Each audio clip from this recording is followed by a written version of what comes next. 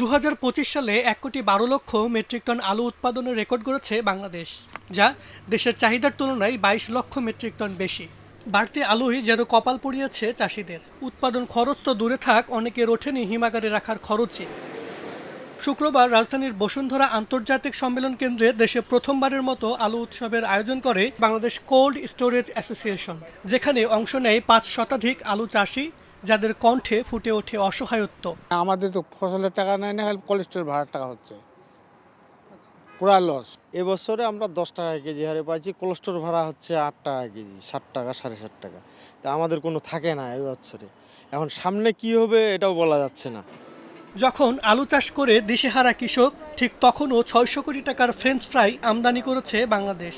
কেননা দেশের হোটেল রেস্তোরাঁতে চলে না দেশে উৎপাদিত আলুর ফ্রেঞ্চ ফ্রাই। বছরে ইম্পোর্ট হচ্ছে ৬০০ কোটি টাকা। তো এটা যদি লোকালি প্রোডাকশন হয় তাহলে তো আমরা ইম্পোর্ট করবো না আলুটা, তখন আমরা লোকাল থেকে সেটা কালেক্ট করে বা গ্রো করে সেটা আমরা প্রসেস করে ফেলবো। এক্ষেত্রে আমাদের অর্থনীতিতে একটা ভালো ইম্প্যাক্ট পড়বে। আলুর প্রক্রিয়াজাতকরণ, মূল্য সংযোজন ও রপ্তানিতে এখনও আশার আলো দেখাতে পারছে না সরকার। খাবার আলু যা রপ্তানি হচ্ছে সেটিও আন্তর্জাতিক প্রতিযোগিতায় পিছিয়ে। এতে আলু চাষে আগ্রহ হারাবে কৃষক, সংকটে পড়বেন ব্যবসায়ীরা।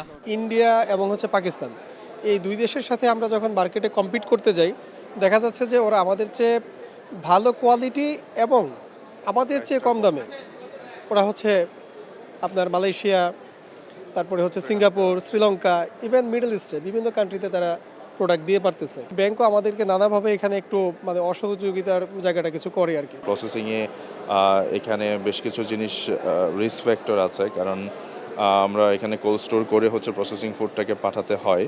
রপ্তানির ক্ষেত্রে বড় বাধা হলো বাংলাদেশের আলুতে আর্দ্রতা বেশি, আবার বছরের একটি সময় এই ফলন হয়। এসব চ্যালেঞ্জ কাটিয়ে উঠতে পারলেই কেবল রপ্তানি বাড়ানো সম্ভব। ৮০, ৮৫, ৯০ দিনের মধ্যে যে আলুগুলি আছে, এই আলুগুলি আমরা চেষ্টা করতেছি যে কোন মার্কেটে কিভাবে আসলে এটা এক্সপোর্ট করা যায়।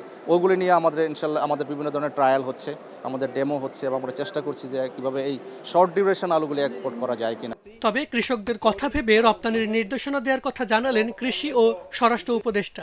কৃষি গবেষণা ইনস্টিটিউশন দিদিকে আমি অলরেডি ইনস্ট্রাকশন দিয়েছি, আমাদের আলুর একটা নতুন জাতও করতে হবে।